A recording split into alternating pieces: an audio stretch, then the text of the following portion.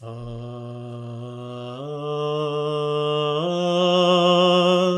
the lowest to the highest, from the furthest to the nearest, from the smallest of the smallest to the greatest of the greatest, yoga is about all of life, everything we do, all of existence. My name's James Bogue. Welcome to the Whole Life Yoga Podcast.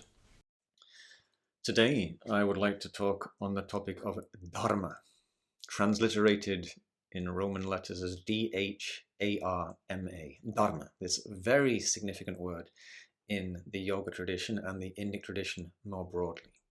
Sometimes dharma is said to be the main topic of the Mahabharata, the great itihasa, the great story of how it happens in the reality of human existence, sometimes referred to as the great epic, in the middle of which, of course, comes the Bhagavad Gita, which can also be considered a distillation of how we can actually realize our dharma as human beings.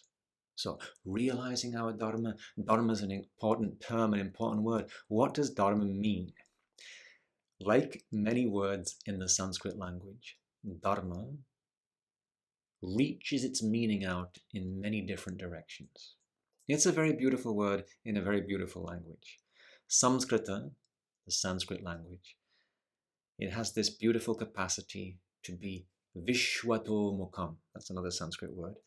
And it means to face all around, to shine its meaning out in all directions. Just like a lighthouse shines its light out and so gives guidance to the ships whichever direction they're approaching it from or they see it from.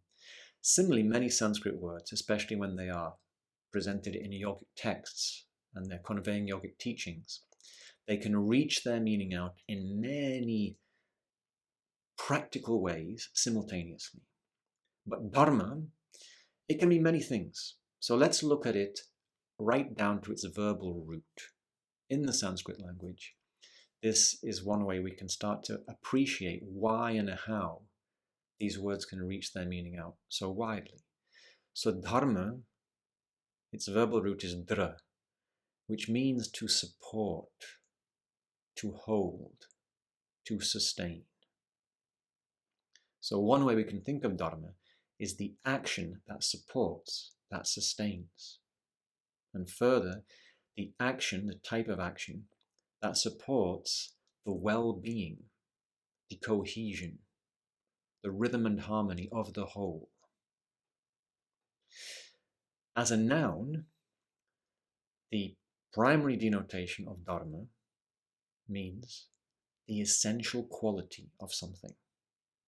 For example, it is a dharma of water to flow downwards, to follow, as is famously said, the path of least resistance. This is a dharma of water, liquidity.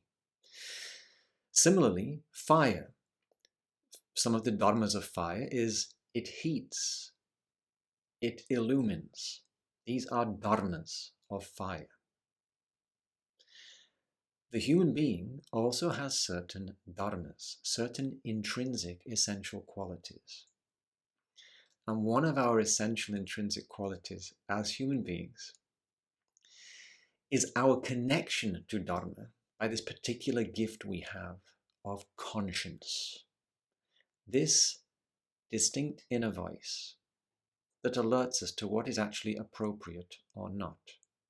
Now, of course, during the course of a human life, our connection to that inner voice can get interfered with, can get overlaid by so many conditioned ideas. And what can often happen is we get into situations where we're no longer so attuned to that conscience. And so it's not always so easy to determine, am I on my own authentic path or not? But there is a light that never goes out. That pilot of conscience is always with us. And so one way we can understand yoga practice, or the path of yoga, is the rehabilitation of our connection to that inner guidance, that divine guidance, we might even say. So dharma means the essential quality of a thing. So what are the essential qualities of human beings? We have many distinguishing characteristics. One of them is that we have this gift of conscience. Another, and it's linked, is we have this self-reflexive awareness. We have this capacity to observe ourselves, to notice ourselves, to feel ourselves. And this allows the experience of yoga. When, for example, we are tasting, savoring, experiencing something, we can notice ourselves tasting, savoring, experiencing. When we're thinking, we can observe ourselves thinking.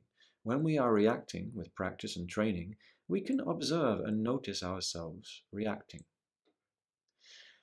And via this practice, through this practice, we can attune more to this subtler witness consciousness, this part of ourselves that is before and beyond all our ideas of what I might be, or who I am, or what I can or cannot do. From the yogic perspective, there is an essential, intrinsic part of us that is inviolable, internal, that cannot be cut, burnt, wet, or dried. And as we practice attuning to that witness consciousness, we can start to remember more of who we are. And this is essential yoga practice.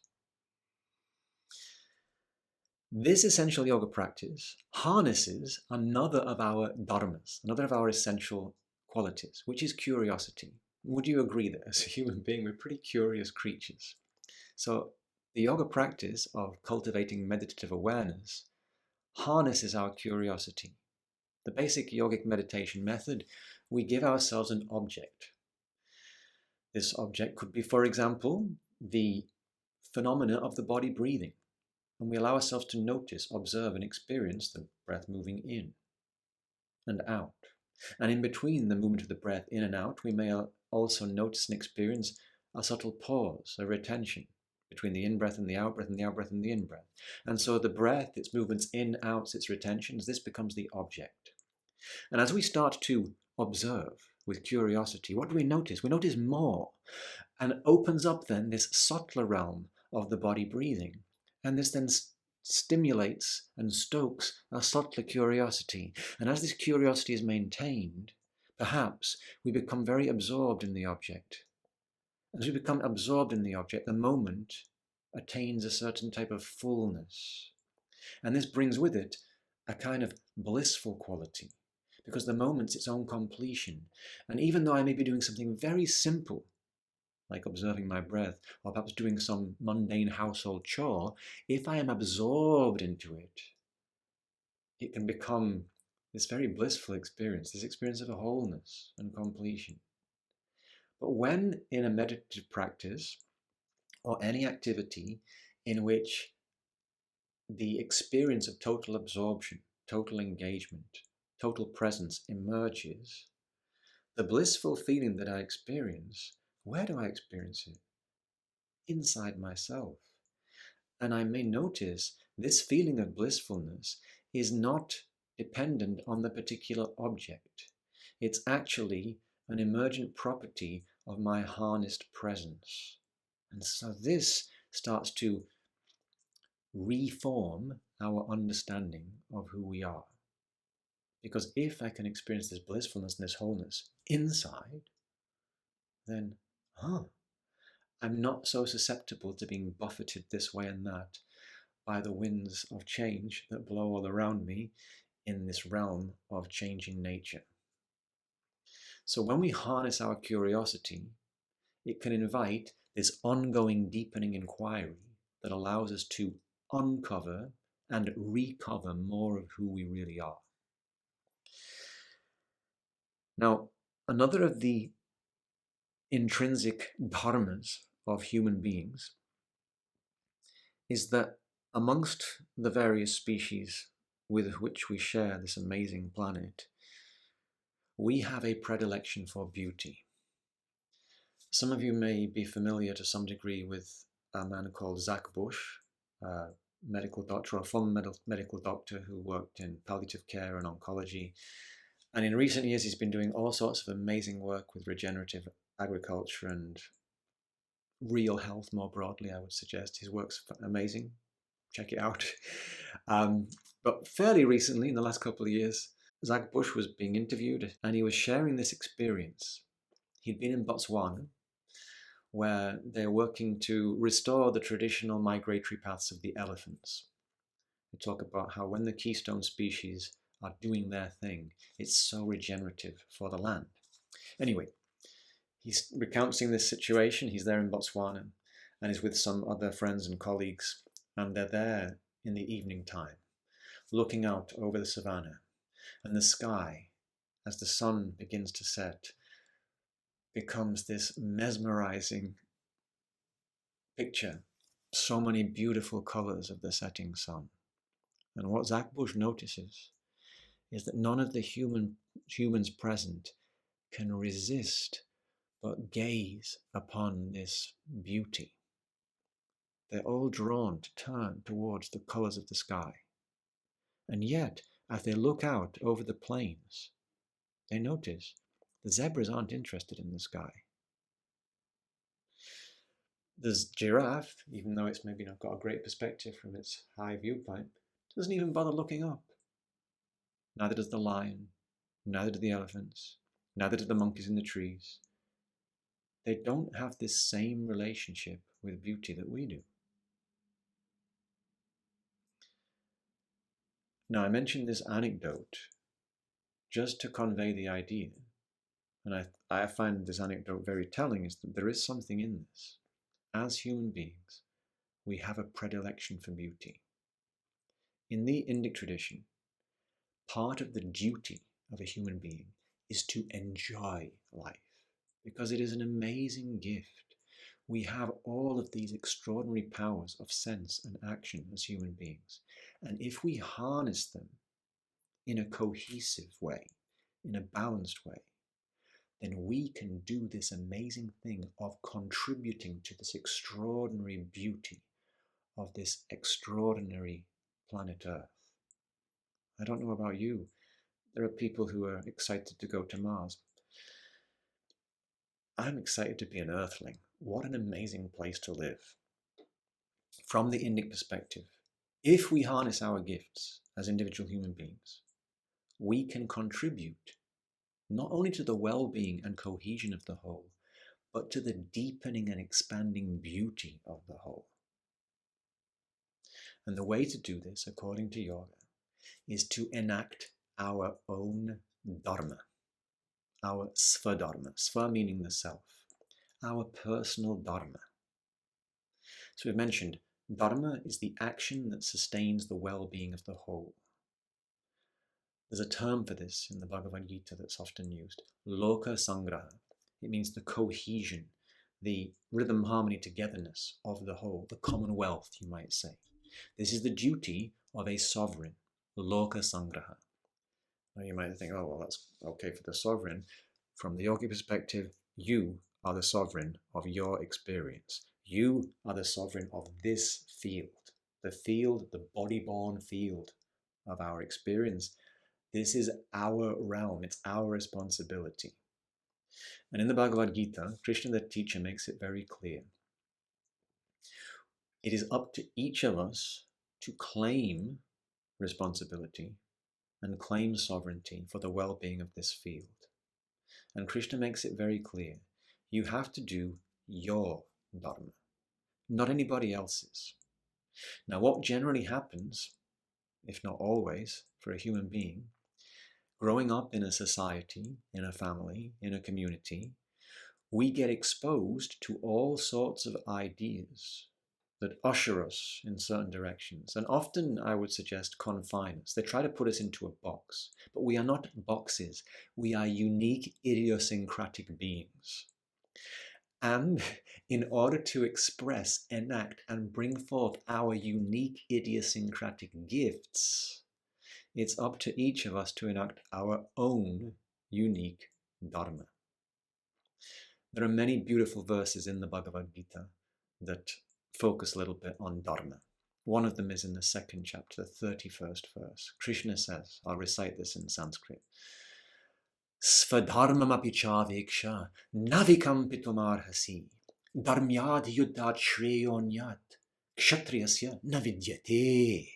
So Krishna says to Arjuna, Arjuna is a kshatriya. We can interpret this as he's a warrior.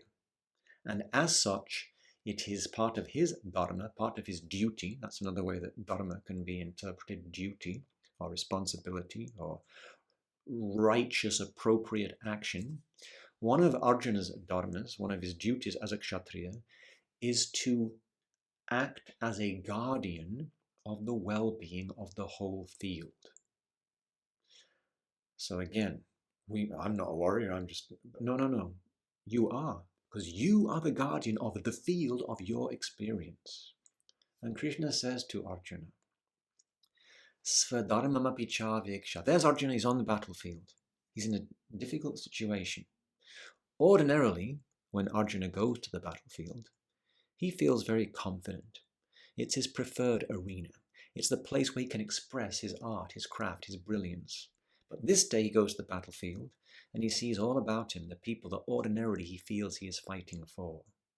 In other words, he's confronted with a situation in which the rules he has previously lived by are no longer adequate or vast and inclusive enough for the situation that is now upon him.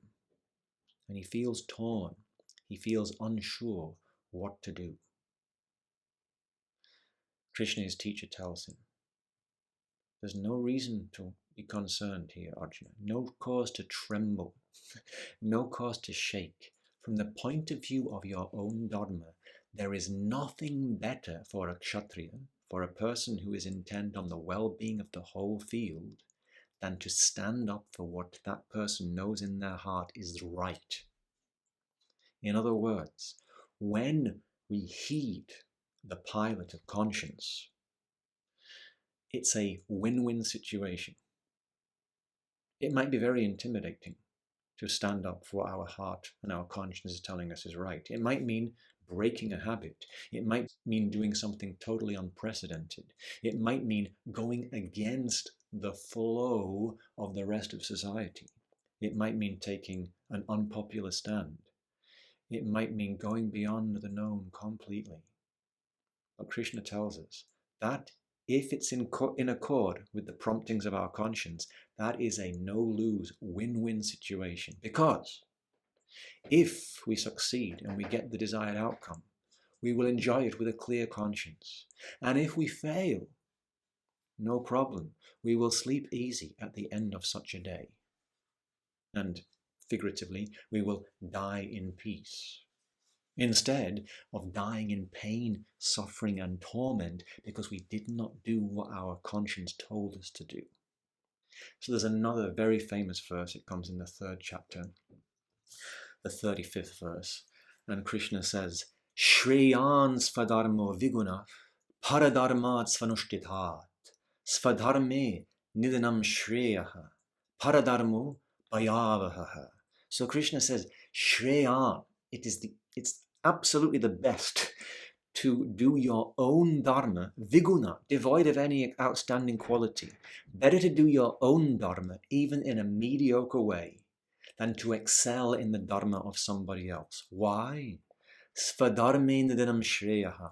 Dying in one's own dharma is the best. Why? Paradharmo bhayavaha. The dharma of another is fraught with fear. Why? Because you are not a box. You are a unique, idiosyncratic individual. And you've come here to enact a unique, idiosyncratic task. Your soul knows where it's going. If we can muster the courage and the presence to heed the divine promptings, the deep intuitive wisdom of our conscience, then we can enact our own dharma. We can live in the way that is truly proper, appropriate for ourselves, not living somebody else's life. Because if we live somebody else's life, what will happen when we come to our death? How do you want to die? There is a beautiful story from the Jewish tradition, which I first encountered in a newsletter from a storyteller called Roy Gal-Or. I've never met Roy in person. I have spoken to him once, and he's obviously a very good what he does, telling stories and working with them. And he shared in one of his newsletters this beautiful story of Rabbi Zuzya, a Jewish rabbi who lived, I think, in the 18th century. And Rabbi Zuzya, who's been this great guide and leader in his community, he's on his deathbed. And his disciples have gathered around him. And they are perplexed because they find their great teacher deeply troubled, deeply concerned. And the disciples say to him, "Master, you have always taught us that everything that is born must die. You have lived as saintly a life as our great father Abraham. And you have led us as faithfully as Moses led our people through the desert. You have nothing to fear. Why are you so troubled?" And the rabbi, he calls on his last energy. He breathes a heavy sigh. "My friends, I know it is my time to go. And I know that if God asks me why I did not act more like Father Abraham, I'll say, because I am not Father Abraham. If God asks me why I was not more like Moses, then I'll answer, it is because I am not Moses." And then the rabbi stops and he wipes a tear from his eye and then continues, "But I'm troubled and I fear the question that God may ask me is, why did you, Zuzya, not live your life and act more like Zuzya? And if this is God's question, what will I say? If this is God's question, what will I say?"